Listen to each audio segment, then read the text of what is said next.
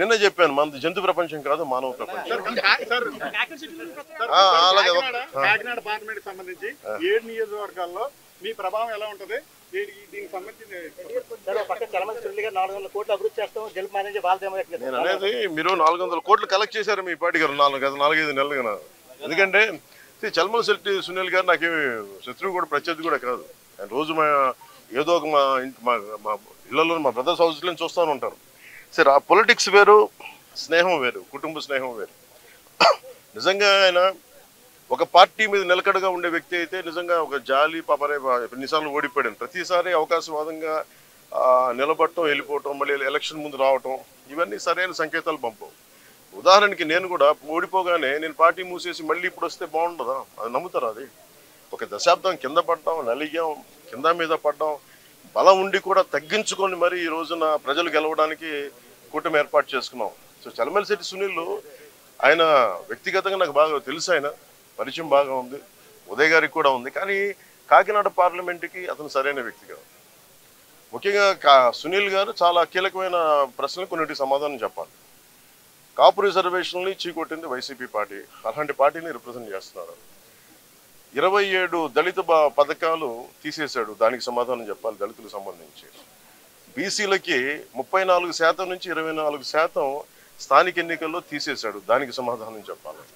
ఇలా 30,000 మంది ఆడపిల్లలు అదృశ్యం అయిపోయారు, అతను దానికి సమాధానం చెప్పాలి. ఏ సమాధానం చెప్పకుండా కూర్చోబెట్టి నేను వచ్చేసాను, నాకు ఓటేయండి, డబ్బులు ఎక్కువ అయిపోయినాయి, 400 కోట్లు ఖర్చు పెడతాం, 200 కోట్లు ఖర్చు పెడతాం, ఓటుకి 10,000 ఇస్తాం, లేదంటే నాయకుల్ని 10 లక్షలు పెట్టి కొనేస్తాం అంటే వెళ్ళే నాయకులు ఎవరైనా సరే వాళ్ళకి 10 మంది ఓటర్లు కూడా లేరు, అలాంటి వాళ్ళు కొనుక్కున్నారు. సో మేము కోరుకునేది ఏంటంటే, తంగెళ్ళ ఉదయ్ శ్రీనివాస్ గారు ఒక చాలా దిగువ మధ్యతరగతి కుటుంబం నుంచి వచ్చిన వ్యక్తి.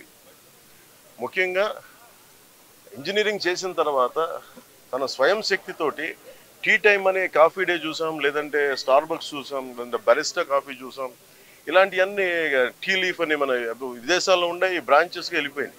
అలాంటి ఫ్రాంచైజ్ మనకు అందుబాటులో ఉండేది దాని ఒకటి ఎదుగుదల అంటే యోయోలాగా ఒక కాన్సెప్ట్ క్రియేట్ చేస్తే కొన్ని 10,000 మంది బతకాలి, కోట్లాది సంపాదన రావాలి. సంపాదన అంతా ఒక్కడి దగ్గర కేంద్రీకృతమై అది అభివృద్ధి అనుకుంటే ఎట్లా? బట్ టీ టైం ఉదయ్ చేసింది, తంగెళ్ళ ఉదయ్ శ్రీనివాస్ చేసింది ఏంటంటే, ఒక టీ టైం అనే కాన్సెప్ట్ పెట్టి మన టీ పొడి తయారు చేసుకొని ఇక్కడ డార్జిలింగ్కి వెళ్ళి కింద పడి మీద పడి రకరకాల మిక్చర్స్ కలుపుకొని ఏ టీ బాగుంటుంది రీసెర్చ్ చేసి ఒక 2-3 సంవత్సరాలు ఒక చిన్న షాపు స్టార్ట్ చేసి అది అందరికీ ఆమోదయోగ్యమైన తర్వాత మేము ఇంకో షాప్ పెట్టుకుంటాం. అలాగ దినదిన ప్రవర్ధమానమై ఈ రోజున వేలాది బ్రాంచ్లు అయిపోయింది భారతదేశం అంతా. తను ఒక్కడే ఎదగడం కాదు, ప్రతి బ్రాంచ్ వల్ల దాదాపు 25,000 మందికి ఈ రోజున ఉపాధి అవకాశాలు లభించింది.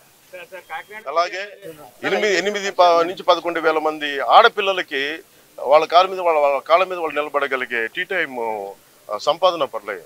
సో దీన్ని బట్టి మీరు అర్థం చేసుకోండి, రేపు పొద్దున్న ఎక్కడికి వెళ్ళాలనుకున్నా ఉప్పాడ చీరలు కానీ ఇదేనా బ్రాండింగ్ చేయగలడు, తనకున్న ఎబిలిటీయే బ్రాండింగ్ చేయగలడు. కాకినాడని అద్భుతమైన ఏమేమైతే స్థానికంగా ఉత్పత్తులు ఉన్నాయి వాటన్నిటికీ ఇంటర్నేషనల్ బ్రాండింగ్ పట్టుకురాగలిగే సత్తా తంగెళ్ళ ఉదయ్ శ్రీనివాస్.